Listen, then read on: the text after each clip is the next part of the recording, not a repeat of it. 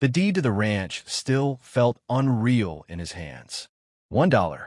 That's all it had cost him. When the county clerk had stamped the papers and slid them across the counter, John Carter thought it had to be some kind of mistake. Land was worth more than this. Even scrubland. Even dust. But the old Whitmore Ranch had been abandoned for years, left to rot after a fire gutted one of the barns and creditors stripped the place bare. Locals called it curse land. Nobody wanted it. So when the sheriff announced it at auction and nobody raised a hand, John cleared his throat, reached into his worn wallet, and slapped a single bill down. Now, a week later, he was riding up the dirt road toward what was supposed to be his new beginning. The gates leaned crooked on rusted hinges. Weeds had swallowed most of the fencing. The main house sat hunched against the horizon, windows dusty, shutters half-hanging. John climbed down from his truck and took a long breath of dry prairie air. Home, he muttered, though the word didn't feel right yet. He pushed open the heavy front door. It groaned like something alive. Dust swirled in the fading light as he stepped into the entry hall.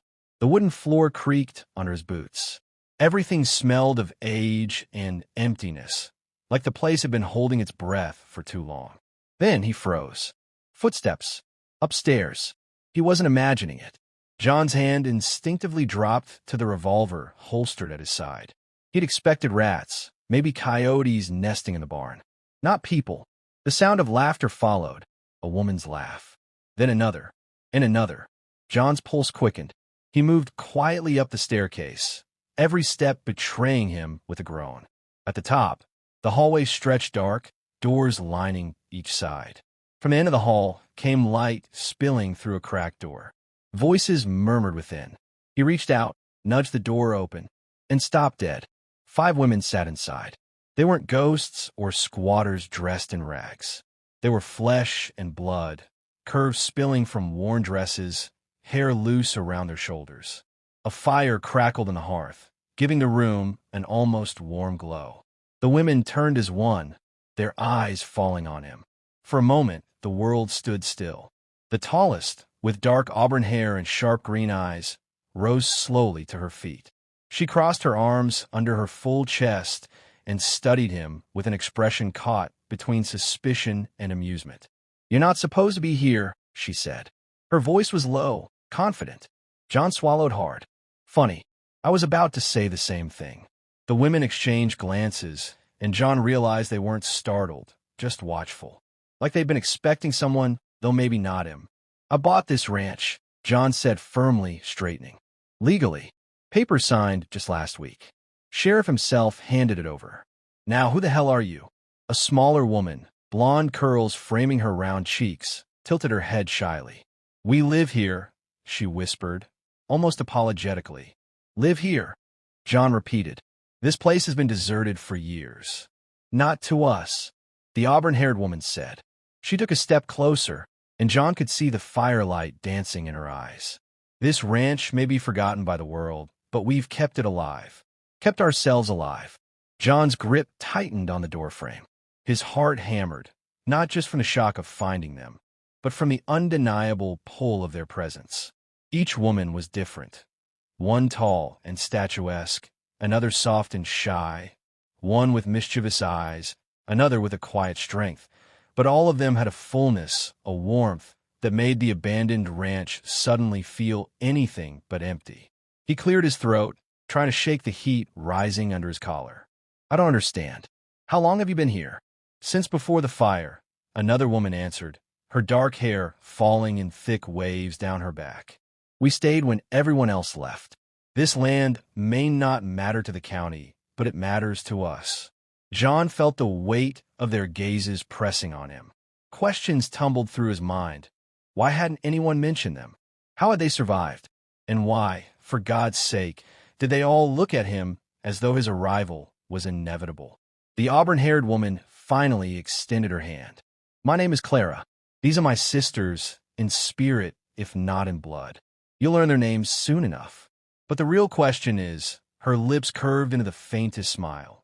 "What are you going to do now that you've found us?" John hesitated. The ranch wasn't empty. It wasn't his alone. And yet, part of him felt as though the place had been waiting, not just for an owner, but for him. The women watched him closely, waiting for his answer. And that was how John Carter's $1 ranch stopped being deserted the moment he stepped inside. John didn't sleep much that first night. The guest room the women offered him was warm, the sheets surprisingly fresh, the quilt stitched with careful hands. But his mind kept circling back to the flickering firelight, to the women gathered in that upstairs parlor, to the way Clara's eyes had studied him like he was both an intruder and an answer to a question she hadn't dared ask aloud. At dawn, he rose, tugged on his boots, and stepped outside. The land stretched wide, sun spilling gold across rolling fields. For the first time, John noticed signs of quiet care. Fences mended here and there.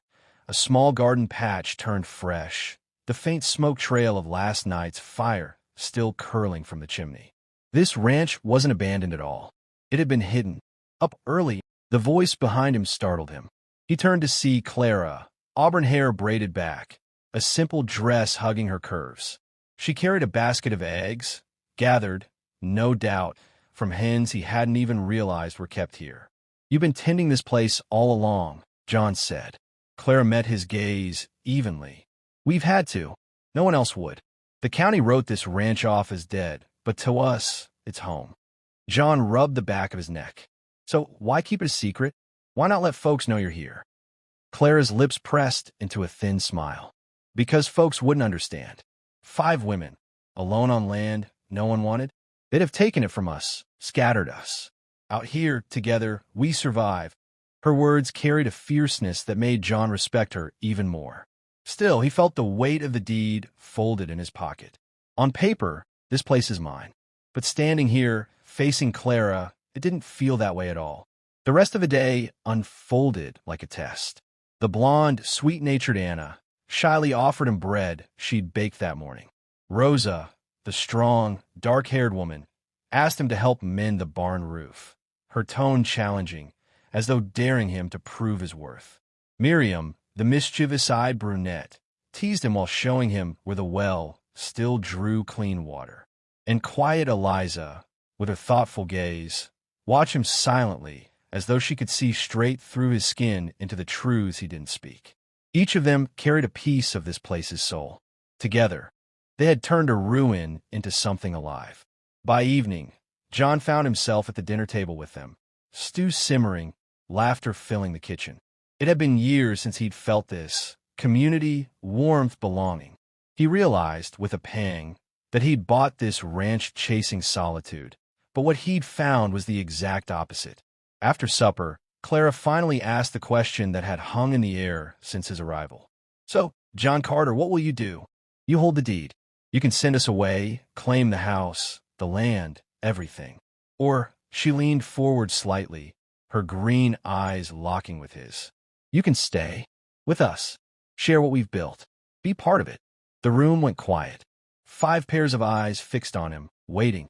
John looked around at them, at Anna's nervous hope, Rosa's proud defiance, Miriam's playful smirk, Eliza's quiet intensity, and Clara's steady, unyielding gaze. He thought of the life he'd left behind, the loneliness that had driven him to throw $1 at a ghost of a ranch. He thought of how alive he'd felt today, working beside them, hearing their laughter echo across the yard. Slowly, he set his hand on the table. "I didn't come here looking for anyone," he said. "But maybe this ranch didn't cost me $1 after all. Maybe it was waiting for me to pay something else, something worth more." Clara's lips curved into the faintest smile. "And what's that?"